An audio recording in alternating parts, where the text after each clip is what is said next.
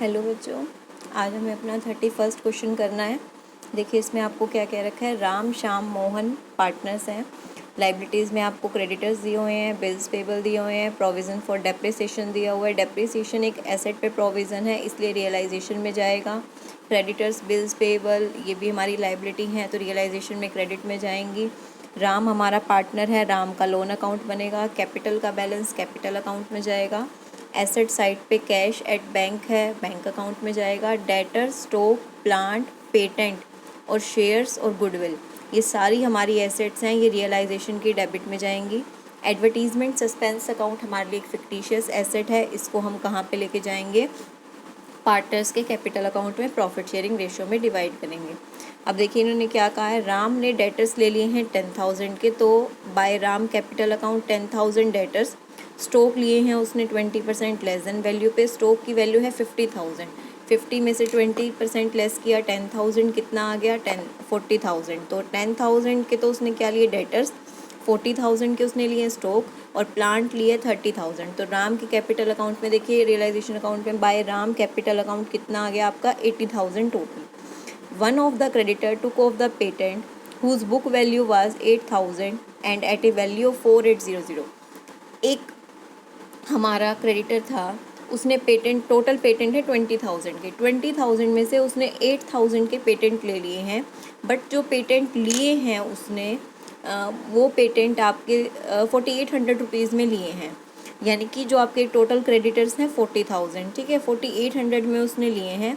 उसके बाद तो उसमें इन्होंने क्या कहा है आगे, balance of the creditor were paid at a discount of 1,200। आप क्रेडिटर्स की पेमेंट देखिए, 4,800 वो चले गए, ठीक है, और जो बाकी हमारे रह गए क्रेडिटर्स, आप 40,000 में से 4,800 माइनस कीजिए, फिर जो आएगा उसमें से 1,200 माइनस कीजिए। 1,200 माइनस करने के बाद आपका कितना आ गया 34,000 हो गई क्रेडिटर्स की पेमेंट। अब हम बात करते हैं पेटेंट के पेमेंट की। पेटेंट के पेमेंट के लिए आप एक बार एंट्री नंबर हमारी देखेंगे लास्ट।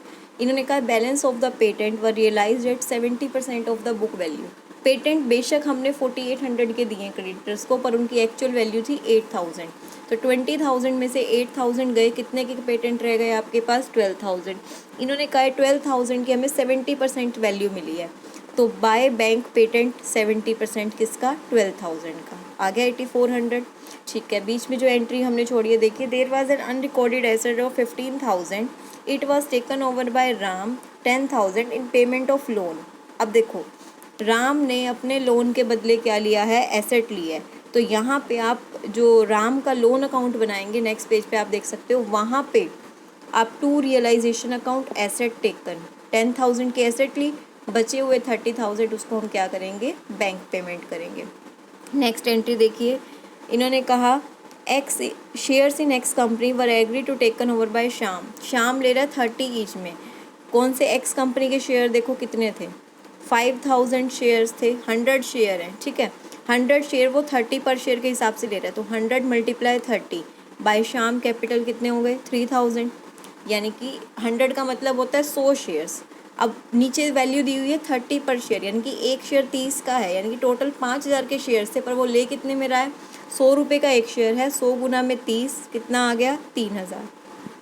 वाई के शेयर्स 12,000 पे वैल्यूड हुए हैं, वाई के शेयर्स थे 18,000 के, और ये पार्टनर्स में डिवाइड हो गए हैं इनकी प्रॉफिट शेयरिंग रेशियो में। यानी कि जो वाई वाले शेयर हैं वो तीनों बांट दो, by Ram, by Shyam, by Mohan, इनकी प्रॉफिट शेयरिंग रेशियो में 12,000 पे तीनों में हमने क्या कर दिए, डिवाइड कर दिए। अब यहाँ से जो लाइबिलिटी रहती थी, बिल्स पेबल के बारे में कुछ नहीं कहा, हमने उसकी पेमेंट कर दी, ठीक है। अब हमारा यहाँ से निकला लॉस। लॉस कहाँ गया हमारा, कैपिटल अकाउंट में, ठीक है। कैपिटल अकाउंट में आपका एडवर्टीजमेंट सस्पेंस आ गया, रियलाइजेशन से जो जो एंट्री थी कैपिटल की वो आ गई, बैलेंस हो गया, और ये आपका क्या हो गया, बैंक अकाउंट। नेक्स्ट देखिए आपको 32 क्वेश्चन में क्या कह रखा है। ये डिज़ोल्व कर रहे हैं, ए को हम 5% कमीशन देंगे on the sale of asset, जो भी एसेट बिकेंगे उसके ऊपर। यहाँ पे आपका बैंक ओवरड्राफ्ट दिया हुआ है, लाइबिलिटी है, रियलाइजेशन में जाएगा। क्रेडिटर्स लाइबिलिटी है, प्रोविडेंट फंड लाइबिलिटी है, इन्वेस्टमेंट फ्लक्चुएशन फंड लाइबिलिटी है, commission received in advance liability है, सारे कहाँ जाएंगे, रियलाइजेशन की क्रेडिट में। कैश इन हैंड हमारा कैश अकाउंट बनेगा। डेटर, स्टॉक, इन्वेस्टमेंट, प्लांट सब हमारा कहाँ जाएगा, रियलाइजेशन के डेबिट में। प्रॉफिट एंड लॉस हमारा कहाँ जाएगा, ये हम 32 क्वेश्चन कर रहे हैं। प्रॉफिट एंड लॉस हमारा पार्टनर्स में डिस्ट्रीब्यूट होगा। इन्फॉर्मेशन देखिए क्या क्या मिली है, इसके अकॉर्डिंग करते जाइए। ए ने रियलाइज़ करी हैं डेटर्स, स्टॉक, इन्वेस्टमेंट 75% पे, प्लांट, और उसका खर्चा हुआ है 4100। अब आप ध्यान से देखेंगे एसेट रियलाइज़ हुई है हमारी डेटर, स्टॉक, इन्वेस्टमेंट, प्लांट, इसका टोटल है 1,10,000।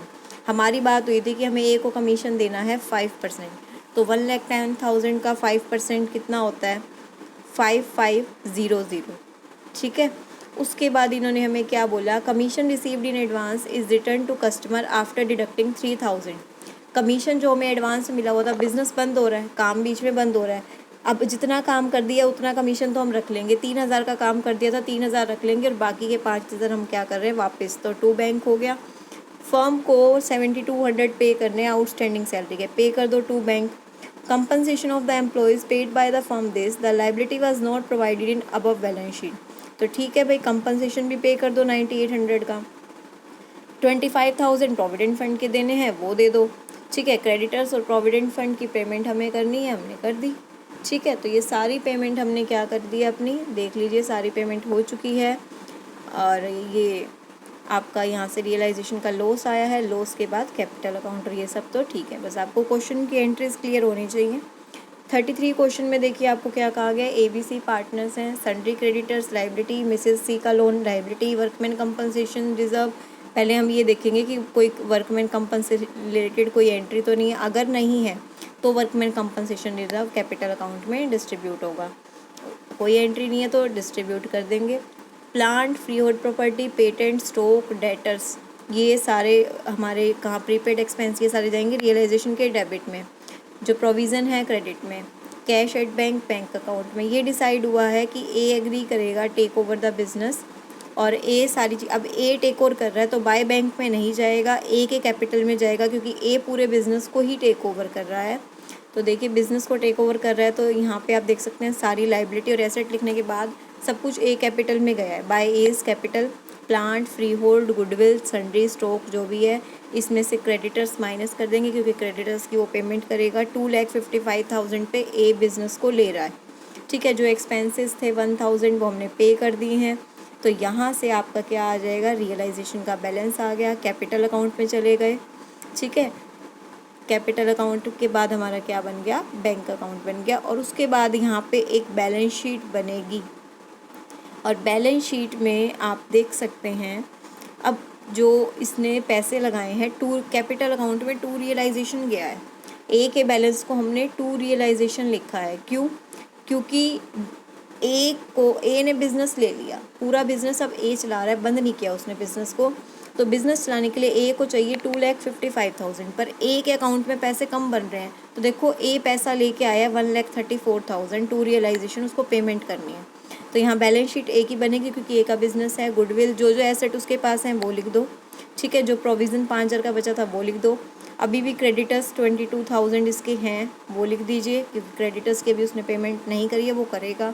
कैपिटल जो यानी कि उसने पैसा ख़रीदा है, जितने में एसेट्स खरीदी वो उसकी क्या हो गई, कैपिटल। 34 क्वेश्चन से आपकी क्या है, एंट्रीज़ हैं। यहाँ से आपकी नॉर्मल एंट्री स्टार्ट हो रही हैं, आपका चैप्टर कंप्लीट हो चुका है। अब ये जर्नल एंट्रीज़ आपको मैं 2 दिन दूंगी, आप इसको अच्छे से रिवाइज़ करेंगे। किसी भी एंट्री में कहीं भी कोई भी दिक्कत होगी आप मुझसे पूछेंगे। ये सारी एंट्रीज़ पूरे चैप्टर पे बेस्ड हैं। ठीक है, आपको किसी भी क्वेश्चन में कहीं भी कोई डाउट होगा तो आप इसमें से मुझसे पूछ सकते हैं। तो ये एंट्रीज़ आपको खुद करनी है, इसके लिए आपको 2 दिन का टाइम दिया जाएगा। तो आज और कल 2 दिन आपको यूटिलाइज़ करके इसकी प्रॉब्लम कल तक आपको मुझसे लेनी है। Thank you.